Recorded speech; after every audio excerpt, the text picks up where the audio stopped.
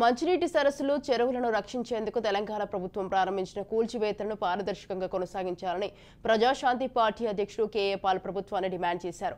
Hero నాగార్జునకు చెందిన N convention ను కూల్చిన తరహాలోనే ఎంతటి వారినైనా వదలకుండా జరపాలని అన్నారు. తన పరభేదం లేకుండా చెరువులను రక్షించినప్పుడే ప్రభుత్వ లక్ష్యం నెరవేరుతుందని అన్నారు. మీ ప్రభుత్వంలో కొనసాగుతున్న ముగ్గురు మంత్రులు కూడా ఎన్ కన్వెన్షన్ తరహాలోనే చెరువులను కబ్జా చేసి నిర్మాణాలు చేపట్టారని వారివి కూడా కూల్చివేయాలని డిమాండ్ చేశారు. రేవంత్ రెడ్డి తమ్ముడు actor Nagarjuna N convention centre ని ఇల్లీగల్ కన్స్ట్రక్షన్ అని కూల్చేయడం, ఎవరైనా ఇల్లీగల్ కన్స్ట్రక్షన్స్ అది లీగల్ గా కానీ కూల్చడం కరెక్టే, అది కరేజియస్ డెసిషనే.